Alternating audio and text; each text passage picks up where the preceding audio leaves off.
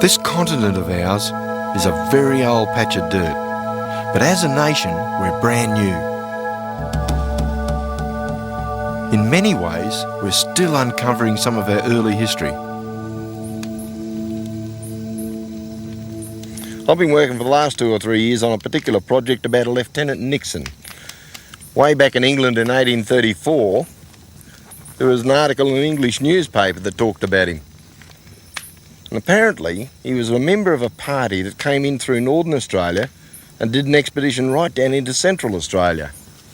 I'll read you what he found out, or what he claims he found out. He met down there a colony of Dutch people. Unfortunately, he could speak Dutch, and this is what he said. From a few expressions in Old Dutch which he uttered, I gathered some particulars, namely that he belonged to a small community all as white as himself. He said about 300, that they lived in houses enclosed all together within a great wall to defend them from the black men, that their fathers came there about 170 years ago from a distant land across the Great Sea. Now, if this is true, that means we've got white settlement in Australia over 100 years before the first fleet.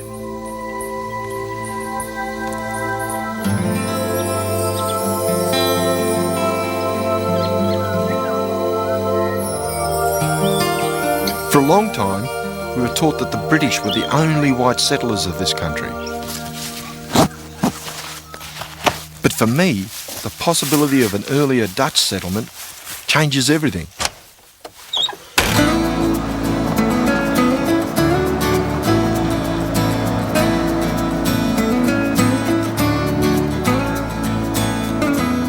What got me started was an article in this newspaper, the Leeds Mercury, dated 1834.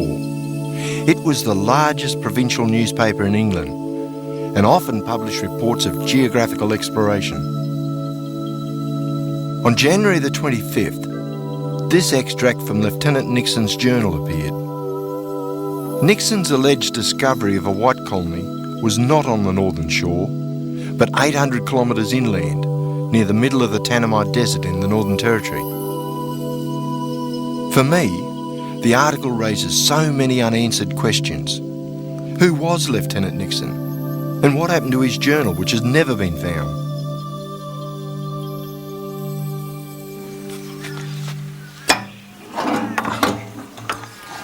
What I find really fascinating about this Nixon report, if it's true, is the fact that it would tend to explain a whole bunch of things that were picked up in Central Australia last century. Things like John McDowell Stewart coming through there, and he encountered an Aboriginal who gave him a Masonic sign.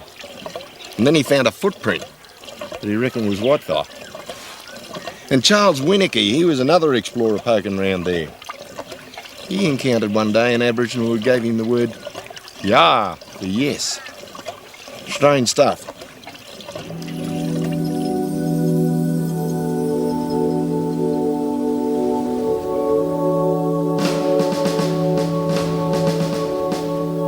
According to Nixon, he was part of an expedition that sailed to Australia, to Coburg Peninsula, east of Darwin. In Nixon's day, there was no Darwin, but for years the British government had been trying to set up a permanent base along the northern coast. At Raffles Bay in 1827, they built a small outpost called Fort Wellington. It was their second attempt at a northern port, but it didn't last long. When Nixon's party arrived here, on the 10th of April 1832, Fort Wellington had been deserted for 3 years. Out there in the bay would have been the big ship which had just arrived from Singapore, and the men would have been ferried up this little cutting here, This cutting was put here because this is the site of the old abandoned Fort Wellington. And they cut it in there so that the boats could beach themselves and the stores could be unloaded. Nixon's mob would have used it as well. But the really interesting thing about the whole saga is the fact that it was totally secret. And here we are 160 odd years later trying to unravel the detail.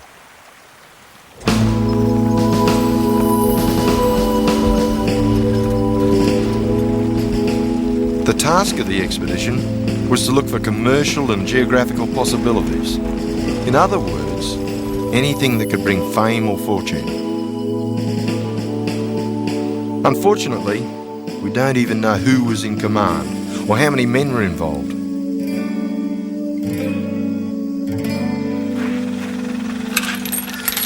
So what do we know about this Lieutenant Nixon? Not much, I'm afraid, not even a first name or even an initial. But if we look at all the British records for the British Army and the Royal Navy and the Indian Army, we've got something like 28 Lieutenant Nixons in uniform at the time. It's not all that bad, actually, when you think about it, because there's a few things we can do to sort out the sheep from the goats. So you've got to remember that Singapore was actually owned and operated and run by the East India Company, and they had their own army. And that gets rid of the British Army fellas and the Royal Navy lieutenants as well. Within the Indian Army there were three separate armies: Bombay, Bengal and Madras. Singapore was garrisoned by the troops from Madras. And within the Madras Army we got 4 Lieutenant Nixons. Of those 4 Lieutenant Nixons, one of them was a pensioner, so we can scratch him off the list. Another one was back in England getting married. That's him gone. The last 2 were both called Richard Nixon.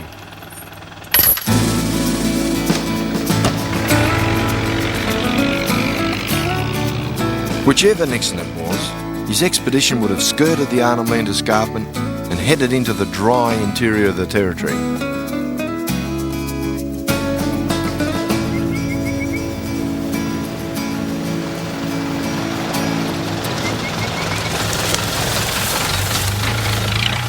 These men were real explorers, moving through unknown country, looking for anything that could make a quid.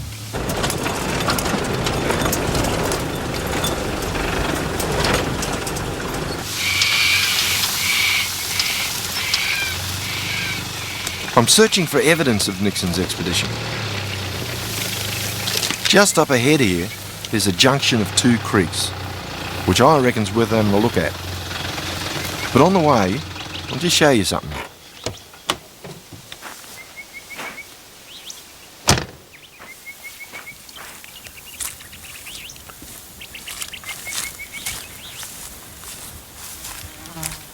What I'm looking for around here, there's one over here, but usually you get some of this mistletoe hanging around here. That's a mima. And it's got a real survival cycle all of its own, which is fascinating. Here it is here with the little fruit hanging off it. There we go. Very sort of translucent-y, sticky sort of stuff it is. Quite sweet too. But there's a seed in the middle of all this, and what happens is that the birds come along and eat this stuff here, and the seed gets stuck on the end of their beak, so they fly away to a tree and wipe their beak up and down on the branch, dislodge the seed again, and bang, up it comes again. The whole cycle repeats itself. There's more mistletoe around here than I've seen for ages. There's been some recent rain and that's made a big difference. That stuff there, that really typifies what's going on here at the moment. This is the ruby saltbush, and it's called that because of these little red fruit that it gets. Looking a bit like rubies, which you can eat. But the really amazing thing about this right now is the lush greenness. Normally you get round here, and these things are a sort of a dull bluey grey looking colour and all the rest of it, but it's really come alive right now because of this rainfall around the place. Nice and soft and lush, terrific stuff. In fact, looking around the countryside right now, I've never seen it better in all the time that I've been poking through here. For the early explorers, had they known about it, Bush tucker would have been a great asset because surviving out here is tough. You find some funny marks on trees around the place. I think this one here is natural, but 140 years ago, the explorer Augustus Gregory came through and he came to this spot here, junction of two creeks. And what he found here was absolutely amazing. He found the remains of a large camp. Trees like this had all been cut down and ridge poles erected and all that sort of thing. It was pretty old. It was about 8 years old, he reckoned. I don't know, I think it might have been a little bit older than that. He looked around the camp, trying to find whose camp it might be, who carved their initials in the side. People like Leichhardt, for instance, did that all the time with all their camps. He looked for animal bones, because people like Leichhardt carted bullocks with them. Couldn't find anything, nothing at all. But he still figured that, well, Leichhardt's the only person who's been through here. Has to be his camp, because no one else had been operating in the area. Well, we know how the Indian Army operates when they do things like this. What they did was they'd move south and they'd establish a depot, a base camp, and from that they'd radiate out. Then they'd send the rest of the party further down, establish another one, do the same thing again. And what I'm wondering is that perhaps that camp that Gregory found, was one of those depots. The one thing we do know is that if Nixon's story is true, then he definitely did pass through this area. From here, Nixon's expedition continued south. They travelled over 800 kilometres in a month, the last part through the Tanami Desert, a hot, flat, featureless place. We don't know what role Lieutenant Nixon played in the expedition, but we do know that one day he climbed a hill, which was later named Mount Singapore by the expedition.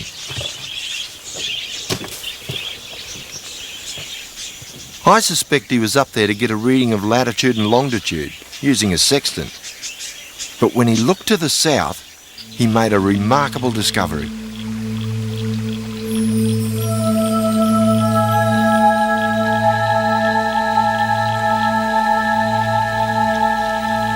I'll just read you something from his journal here. May the 15th, 1832. On reaching the summit of the hill, no words can express the astonishment I felt at the magical change of scenery. After having travelled for so many days over nothing but barren hills and parching plains and having to dig for water every day, I saw below me a low and level country through which a broad sheet of water extended. Nixon claims that he saw small boats gliding through a maze of narrow channels and people fishing with nets. On the opposite shore, he could see a cluster of houses in a grove of trees. He reckoned he'd discovered a settlement of 300 Dutch people in the middle of Australia. According to his journal, Nixon and his party stayed 8 days and learned about the history and lifestyle of these Dutch descendants. Nixon was the last European to ever see this community. No one knows what became of the Dutch, and the remains of their village have never been seen since.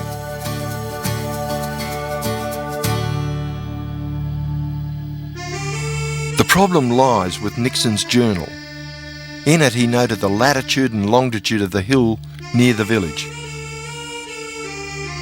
But those coordinates meet in this sort of country. There's no permanent water here and no hills. Something's drastically wrong with Nixon's navigation.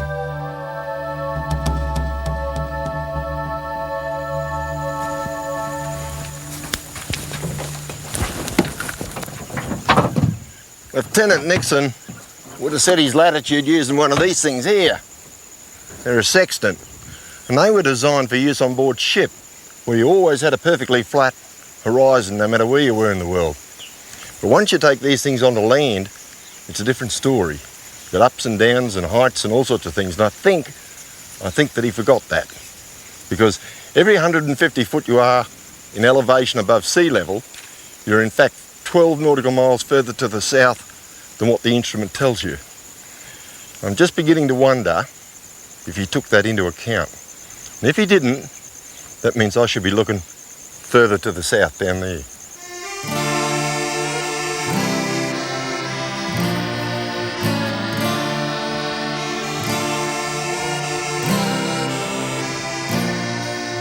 What fascinates me is that if a Dutch settlement did exist in this vast, lonely place, how on earth did they get there? Where did they come from?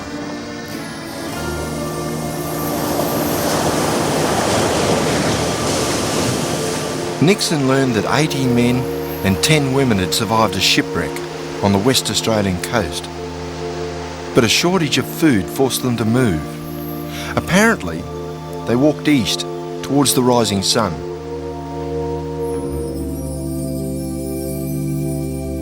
In this part of the country, the only easy way inland is to follow the Fitzroy River.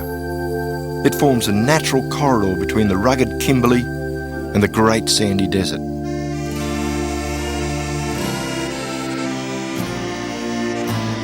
But can we be sure the Dutch undertook this journey?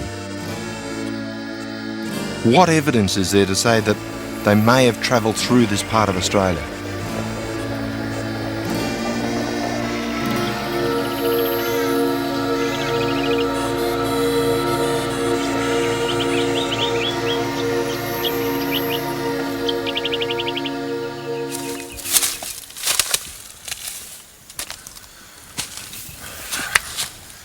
Have a go at this. You see something like this and it's absolutely mind-boggling because clearly this is not Aboriginal. Right here we're almost 800 kilometres in from the coastline and yet we can come up to a rock and find an engraving like this.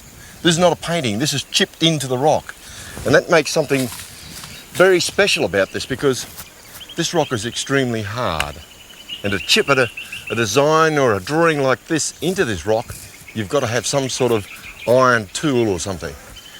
It looks almost like a female, sort of medieval type of era. And the face has really got a three-dimensional aspect to it. Who did it? Dunno. But maybe, just maybe, it could be Dutchmen walking inland.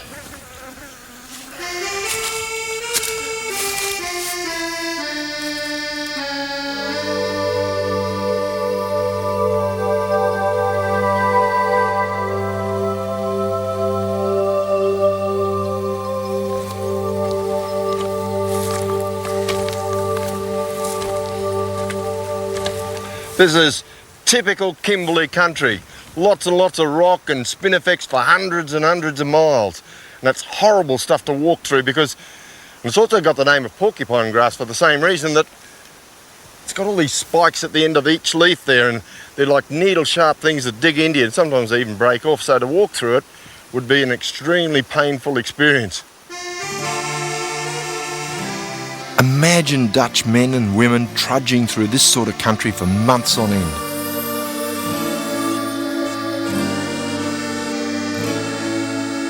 What baffles me is that if this story's true, why did the Dutch walk east over 1,000 kilometres into unknown country? They had no maps, their supplies were low, and water was scarce. Nixon was told many died along the way. Yet, despite these amazing odds, they apparently crossed a final ridge and followed the creek to the large stretch of water that Nixon saw from his Mount Singapore 170 years later. This little box of tricks here is what you call a GPS, a Global Positioning System. And basically what that does is it talks to satellites, lets me know where I am on the Earth's surface. Handy little bit of kit. Of course, I remember years and years ago when I was a digger in the Australian Army, we reckoned that the most dangerous weapon we had was an officer with a map and a compass. And of course, now we're trying to chase Nixon, who was a lieutenant in the Indian Army, and the position he gives us. And who's chasing him? A retired major in the Australian Army. Double jeopardy, that one. Don't like your chances. Anyway, this is his latitude, and it goes all the way through, like this country here, flat, nothing, all the way across to the Stuart Highway. And there is no mountain in there. There's no Mount Singapore, there's no water, nothing. How do I know that? About 2 years ago, I flew all this country looking for it. Just like this, all the way across. Latitude-wise, I think we've got a bit of a problem. This is Nixon's latitude, 18 degrees 30. Either side of it, I've searched a huge area, 60 by 240 kilometres. But I've had no luck finding two specific things: a prominent hill near a large body of water. What I'm interested in now is the creek just to the south of it, around about the 19-degree mark. This one here, Wilson Creek. It's got a bit of permanent water in it, particularly on the eastern end, because there we've got a swamp. And that swamp is rather interesting. Got this here photograph here, taken back in 1972, and you can see that the sand dunes run east-west, but the swamp, the eastern end of it, finishes in a straight line that runs from the northwest to the southeast. And it almost looks to me as if it's been dammed up or walled up or something like that. It's got a bit of an overflow that catches between the sand dunes and then carries on, but almost looks unnatural to me.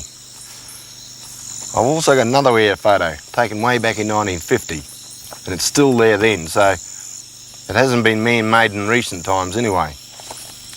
Whatever it is, I reckon it's worth a good look.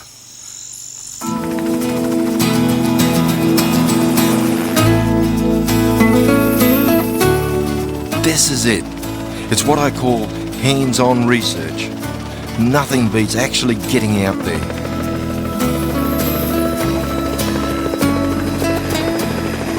Of course, it's easy for me, exploring from the air, but I can't help thinking about Nixon and his party, pushing through this harsh country, constantly looking for water.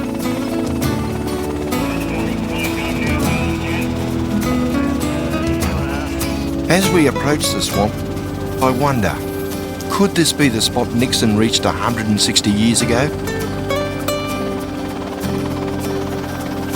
From here, the idea of a wall or a dam looks even more convincing than on the air photos. But as we fly lower, something totally unexpected happens.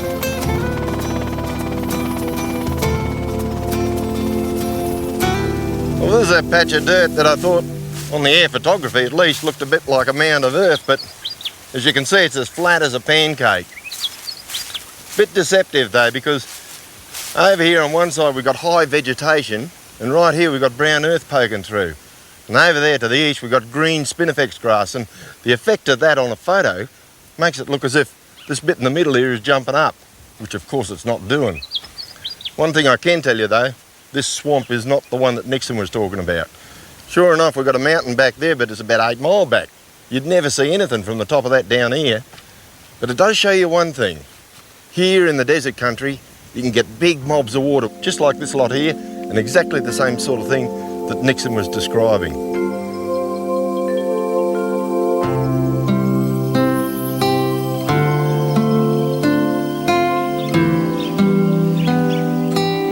During my long search, I've learnt to deal with a lot of disappointment, and at times it's been a bit discouraging.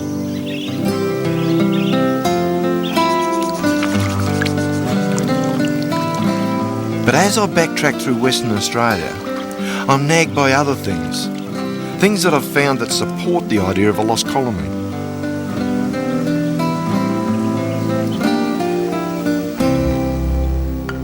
Nixon's latitude of 18 degrees 30 runs right through the country that belongs to the Warramunga tribe. This tribe was one of a number that the anthropologists Spencer and Gillen studied during the early part of this century. In their notes, I found a couple of interesting things about the Warramunga people. For instance, Warramunga men pluck their facial hair, making their beards quite distinctive. To me, this profile reminds me of a Dutchman from an earlier time. In Warramunga mythology, one particular group of totemic ancestors apparently came from a country across the sea. Now, the Dutch told Nixon that their ancestors were from a distant land across the Great Sea. I have to wonder, were the Warramunga people possibly influenced by Dutch neighbours for 170 years?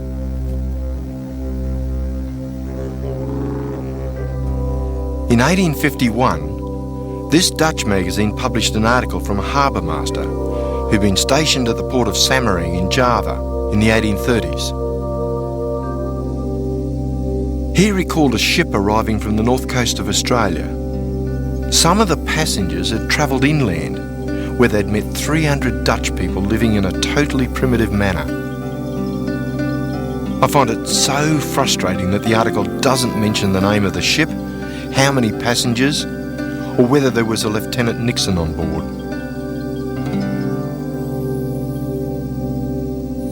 You know, you've really got to ask yourself the question, is this story true? And the number of times I've asked myself that, I hate to think. But when you read the extract from his journal, you can't help but be sucked in by it, but believe that it is true because the detail he's put in there, etc., makes it very, very realistic. And one of the things that I really find interesting is that in the beginning, when he first sees these Dutch people, he's very excited. He thinks it's terrific. It's a new civilization for him. But after staying there 8 days, all that's changed. And he's quite discontent about the whole thing. He reckons they're mismanagers and ignorant, and he wants out of there. He wants to go back to his ship and clear off back to Singapore. We haven't got much to go by. Just one column in a newspaper. But maybe one day we'll find the rest of the journal. And when that happens, we'll be away.